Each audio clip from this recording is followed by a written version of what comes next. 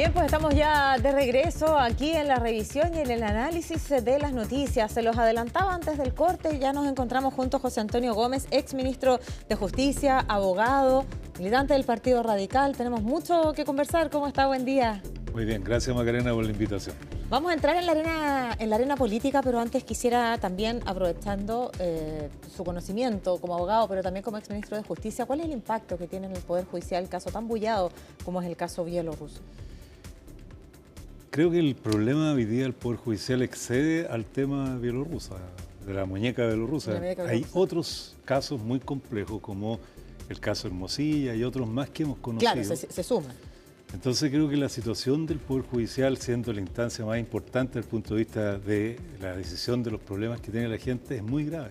Los temas de corrupción, de tráfico de influencia que hay al interior, requieren de una modificación muy grande desde la perspectiva de no solo los nombramientos, sino que también de cómo se rinden los recursos. Es uno de los órganos del Estado que no tiene, o poderes del Estado que no tiene control que no sea por parte de su propio sistema y no por la Contraloría General de la República. O sea, hay que auditar de fuera. Hay que auditar de afuera, hay que tener un sistema de sanciones y de conocimiento de los problemas que tenga el Poder Judicial que sea independiente. Yo soy contrario mucho a esta idea de Chile de siempre ir formando comisiones y nuevos referentes, sino que hay que ver cómo la estructura que tiene hoy día el Poder Judicial con su independencia también tenga controles y evitemos lo que está sucediendo. Y ser muy drástico en las sanciones. Ya, hablaba por un lado de esta capacidad de tener que autocontrolarse y por lo tanto tiene que quedar por fuera esto. Pero por otro lado dijo, también hay que revisar los nombramientos. Sí, lo que pasa es que yo creo que el tema de los nombramientos, que ha sido un problema histórico, se generó un cambio que significaba la participación de los tres poderes del Estado. En el fondo, la quina que entrega el Poder Judicial, más lo que hace el Poder Ejecutivo y el Parlamento. En esa línea se ha presentado un proyecto de ley en que están creando una nueva comisión que va a ser externa para los nombramientos. ¿Cuál es el problema? El problema no es nuevas instituciones, el problema es cuál es la transparencia que exista en cada uno de los procesos, desde el momento en que se nombra la quina, que el propio Poder Judicial sea transparente y abierto, saber cómo se nombran, cuáles son las aptitudes de quienes están siendo nombrados, qué pasa en el Poder Judicial, desde ahí al Poder Judicial, y qué pasa del Poder Judicial al Parlamento. Y aplicar sanciones, por ejemplo, si en un proceso de nombramiento se demoran más de 30 días, hay que nombrar el primero la quina y se acabó el problema, y se acabaron los cabildeos, se acabaron las dificultades de la negociación que dura meses.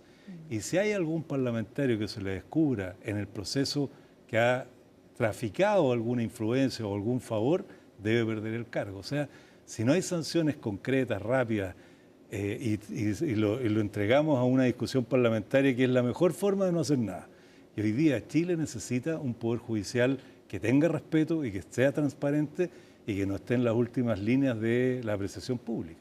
Bueno, y eso me imagino que tiene que ser con prontitud, porque finalmente si no ocurren algunos de estos cambios que entreguen garantías a la ciudadanía, que el Poder Judicial va a seguir siendo el que entregue la garantía de transparencia, porque finalmente, no sé, cuando fueron los escándalos del financiamiento ilegal de la política, en el Poder Judicial descansábamos aquellas investigaciones. Bueno, veremos cómo terminó.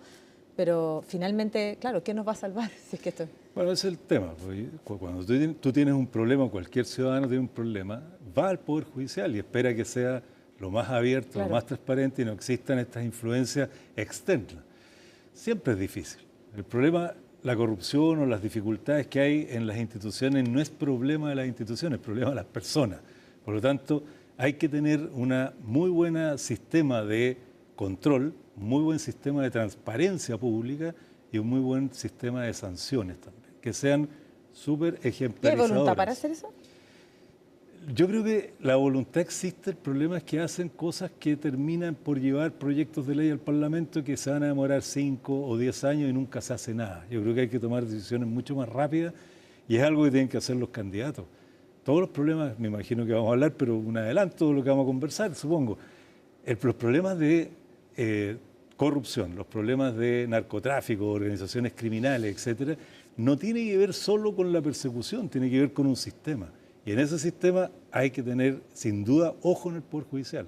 Si ahí penetra la corrupción, si ahí penetra el dominio de las organizaciones criminales, estamos muertos. Avancemos entonces a la arena política, porque además me imagino que viene con el libro de la historia del Partido Radical, un partido que hasta el año, corríjame, 52, tuvo 3 presidentes, más de 165 años de historia, y que ahora, como obtiene menos del 5% de los votos, se va a tener que disolver. ¿Cuál es el ánimo? Bueno, ¿y cuál es la lectura que hace finalmente de lo que ha pasado de un partido que ha tenido a lo largo de la historia de Chile tanto peso y tanta historia? Sí, es un tema bien doloroso para todos los que somos radicales y que creemos en un ideario que es muy importante desde el punto de vista de la relación con la ciudadanía. Un partido que se creó en el año 1863, es el más antiguo de América Latina. Y la verdad que este proceso que estamos viviendo es muy doloroso. Creemos que va a terminar la personería jurídica, no hay alternativa. Pero el radicalismo... ¿No hay opción de apelar al 300? No, ninguna, porque estamos con menos del 5% de los votos y menos de los 4 parlamentarios que exige la ley. Claro. No hay alternativa, hay que liquidar el partido. Pero la liquidación del partido tiene que ver con los bienes, tiene que ver con la personería jurídica, pero el Partido Radical como institución, como ideario, no se va a perder. Y lo vamos a reconstruir, vamos a generar una nueva inscripción. Tenemos que crear un nuevo Partido Radical, no el partido antiguo, sino que un partido que convoque a otra gente, no a los mismos de siempre. Y creo que eso es una tarea muy necesaria dentro del radicalismo. Las responsabilidades políticas de los actuales dirigentes y lo demás se discutirá después. Yo creo que hubo una mala negociación, malas decisiones desde el punto de vista político. Nosotros debimos participar en lo que es el proceso de discusión de las grandes políticas y hemos sido acompañantes de este gobierno que no ha sido un buen gobierno. Y creo que eso también ¿Pero tiene ministros puestos en el gobierno? De este no. ¿Y la ministra Aurora Williams? Ah, bueno, sí. Sí, no pensé que le estaba preguntando a mí. No, usted no. No, claro. Creo que, por eso digo, hay decisiones políticas que se tomaron en su momento que nosotros no debemos haber sido espectadores. A ver, ¿cuáles son las decisiones políticas que ustedes creen que han tomado mal? Que está bien, porque hay que hacer mea culpa. No todas las decisiones son siempre acertadas. No quiero como meter el dedo en la llaga, sino más bien saber cuáles son esos errores que dice usted que permitieron hoy día tener que liquidar el Partido Radical como usted lo ha dicho. Bueno, yo voy a hablar desde el exterior, porque yo no soy dirigente hoy día del partido, pero es un militante. Sí, por supuesto. Por eso, pero de todas maneras, de repente es compleja criticar lo que uno ve desde afuera. Es difícil criticar la decisión de otros. Exactamente. Pero yo, por ejemplo, creo que el partido debió haber tomado una decisión en algún minuto de desmarcarse un poco del gobierno, entendiendo que estaban cometiendo demasiados errores, que no estaban siguiendo un ideario político que el Partido Radical ha defendido por siempre. Y ¿Cómo cuál es? ¿Usted es crítico de este gobierno? Soy crítico y he sido crítico. Yo creo que este gobierno no lo ha hecho bien. Creo que ha cometido errores graves en temas centrales como el tema de la delincuencia, como los temas económicos, como toda aquella nueva renovación que se suponía que era este gobierno frente a distintos temas, a los cambios que iba a hacer sobre Chile, que finalmente no se han cumplido. Entonces, en algún minuto debió haberse tomado, y esto no es una crítica solo al Partido Radical, creo que la centroizquierda, el socialismo democrático, cometió el error de asumir, juntarse al poder, mantenerse dentro del poder, cuando hay minutos en que uno tiene que atravesar el desierto. ¿Usted cree que el Partido Radical debió haber sido oposición al gobierno de Gabriel Boric? Entonces sí oposición, pero debió haber presentado, debió en algún minuto haberse liberado del tema del gobierno como estaba avanzando y haber presentado una opción, haber asumido un liderazgo. Pero tienen cargos públicos en el gobierno. Sí, eso es lo que estoy diciendo, que finalmente se opta dentro de los partidos por mantenerse al lado del poder y tener la posibilidad de tener cargos públicos, cuando en realidad la política es mucho más que eso. La política es una idea, una propuesta que uno le hace al país. A veces hay que, como dije, hay que pasar el desierto, hay que estar fuera del poder, pero hay que tener ideas, hay que tener liderazgo para impulsar cambios. Y creo que eso no lo hizo el partido. ¿Usted va a votar por Janet Jara? Voy a votar por Janet Jara, sí. Janet Jara fue ministra importante del gobierno de Gabriel Boric. Para muchos es la continuidad. Ella se ha desmarcado, lo vimos en el último debate, donde se ha desmarcado de este gobierno, pero finalmente ellos son parte del gobierno. Ella fue una ministra del gobierno, renuncia justamente por esta aspiración. Entonces, ¿usted va a votar por la continuidad de este gobierno o cree que efectivamente Janet Jara es un proyecto completamente distinto al gobierno? No voy a votar por la continuidad, a pesar de que Janet Jara fue parte de este gobierno, pero también hay que hacer algunas salvedades. Janet Jara logró muchas cosas en este gobierno que fueron muy importantes, las pensiones, las 40 horas, una serie de cambios en el ámbito que ella estuvo. A mí me pasó, yo fui ministro de Justicia y ministro de Defensa y trabajé en áreas que avanzamos, en otras no. En este caso ella tuvo una buena labor, fue capaz de conversar con la gente que piensa distinto. Yo creo que es una persona que puede dar gobernabilidad, puede tener la capacidad de acuerdos, a diferencia del otro candidato que es bastante más extremo desde el punto de vista de sus propuestas y de sus relaciones. No voy a votar por la continuidad. Si Janet Jara fuera la continuidad de este gobierno, prefiero anular el voto. Pero estoy convencido, porque he visto su programa, creo que tiene la genuina gana de representar un cambio y creo que puede ser un buen camino para Chile. Yo creo que la confrontación, la forma en que se han enfrentado las cosas en Argentina no ha sido buena. Han despedido miles de gente. Es que ahí tengo un punto, Sí. porque, y todo es válido, ¿usted va a votar por Janet Jara porque no le gusta en nada la otra alternativa o porque efectivamente está 100% convencido de su proyecto político? Y se lo pregunto porque usted bien sabe que lo que más le ha costado a Janet Jara es poder tomar distancia del gobierno, porque ella ha sido parte fundamental, su partido también ha sido parte crítico y clave del gobierno. Entonces, algo de continuidad son finalmente de este proyecto político hoy día. Por lo tanto, su opción es porque no tiene ninguna posibilidad de votar por el otro candidato o porque hay una convicción real de que Janet Jara le va a dar la solución, las garantías. Usted ha dicho que el gran error del gobierno ha sido cómo ha manejado el tema de la seguridad. ¿Y usted cree en este caso que el proyecto político de Janet Jara sí va a cumplir esas expectativas o es un descarte? No. Sí, Macarena, tú revisas el programa de Janet Jara en materia de seguridad pública y te vas a dar cuenta que hay una propuesta sólida.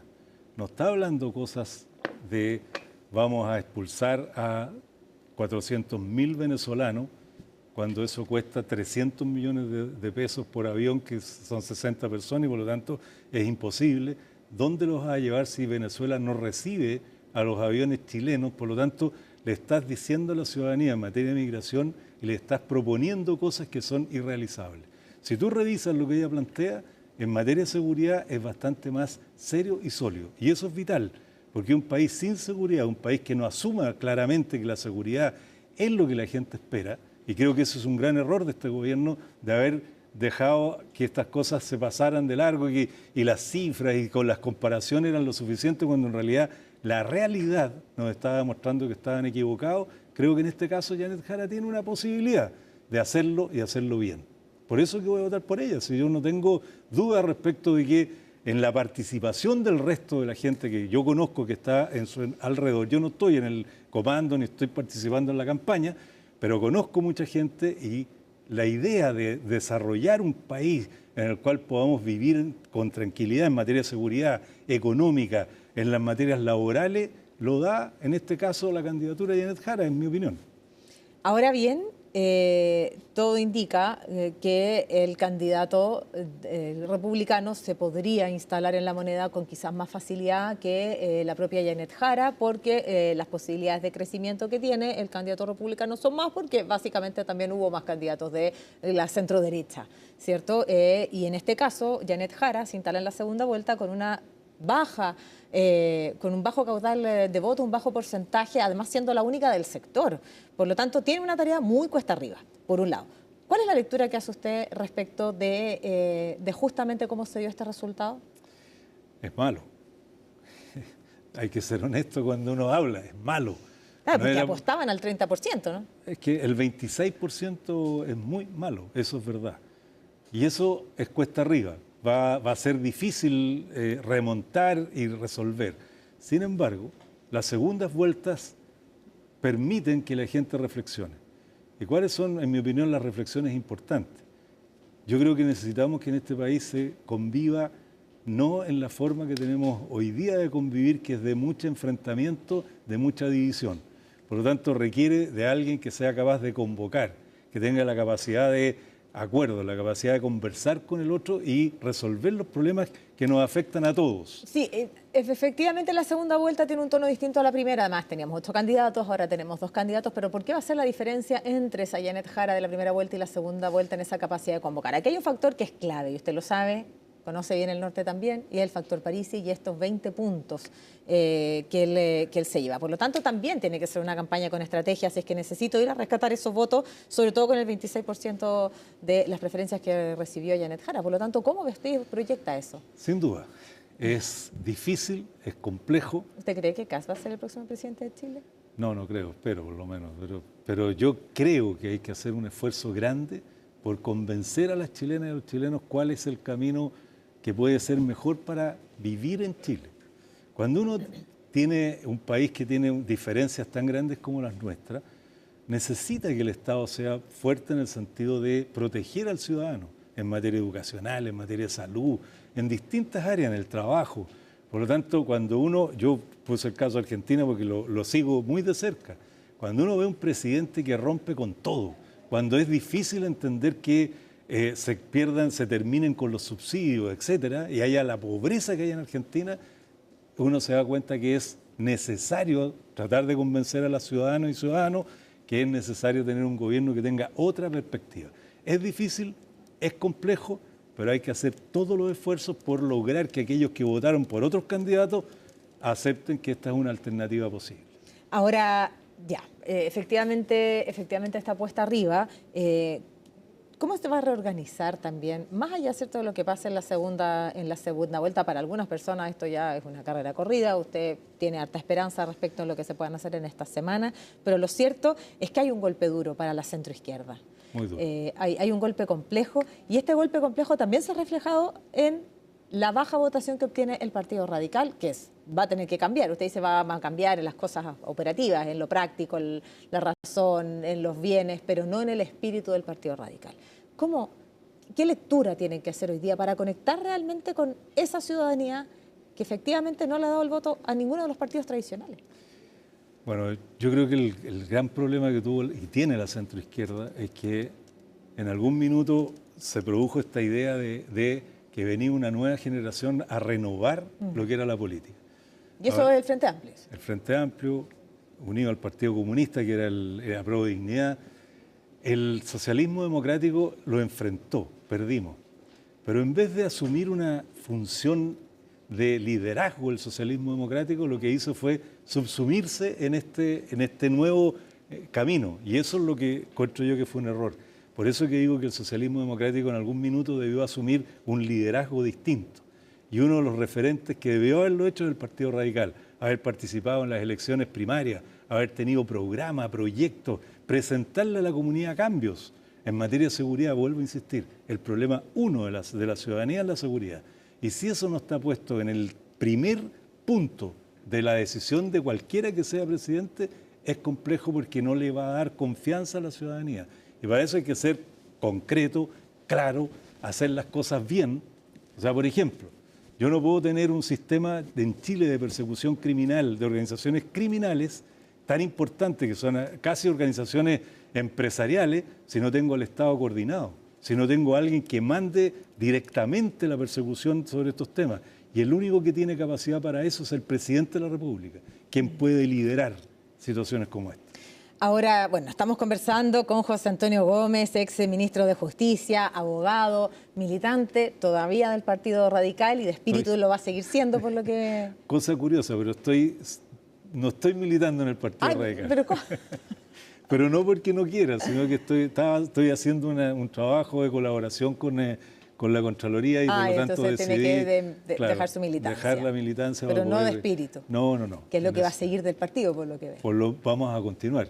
Macarena, perdona que me tome una atribución chica, pero... Sí, porque trajo un libro con todo el romanticismo del Partido Radical y la historia de Chile. Mira, este es un libro que permítame mostrarlo para que usted lo... Escribió Andrés Sepúlveda, que es un joven abogado radical, y es una historia radical de Chile. ¿Por qué es tan interesante? Y además el momento es propicio para eso.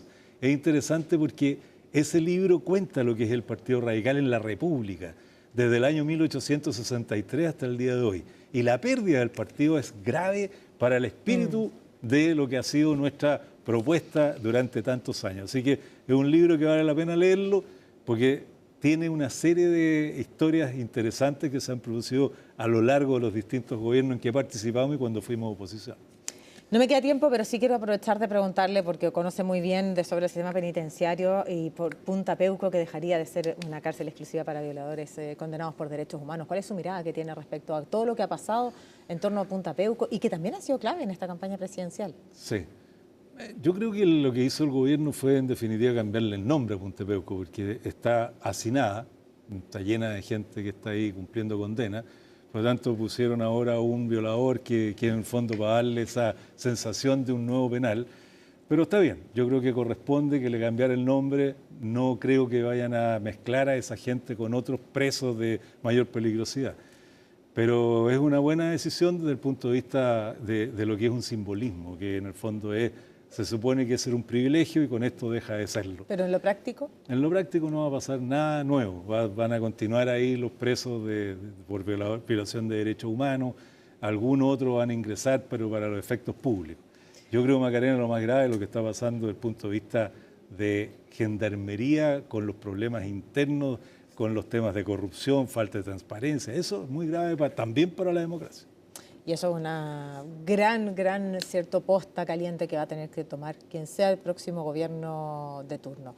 Así es. No tengo más tiempo, pero sí me interesa saber cuáles son las acciones concretas que va a tomar el Partido Radical si es que no quiere morir. Bueno, lo primero, hay una comisión liquidadora que tiene que preocuparse de pagar las deudas, de ver los bienes y asegurarse, ojalá, de no perder esos bienes. Y lo segundo es que yo creo que va a haber un gran esfuerzo de la militancia por reinscribirse. Lo que digo es que la reinscripción... formar un nuevo partido. Un nuevo partido. Pero esa reinscripción, Macarena, no puede ser el mismo partido. No. Tiene que ser un partido moderno, un partido para este siglo, un partido que tenga ideas, un partido que no viva al lado del Estado, un partido que haga esfuerzos porque la gente crea en los cambios que requiere Chile. Y para eso el Partido Radical tiene que asumir liderazgos como los que fueron en esta historia de este libro que cuentan, por ejemplo, cuando Pedro León Gallo se rebeló contra el centralismo y generó una revolución con la Asamblea Constituyente de esos años. Eso es el Partido Radical. Bien, pues le quiero agradecer su paso por CNN Chile, poder conversar un poquito más extendido respecto del futuro del Partido Radical y también lo que viene en esta segunda vuelta. Muchas gracias, Macarena.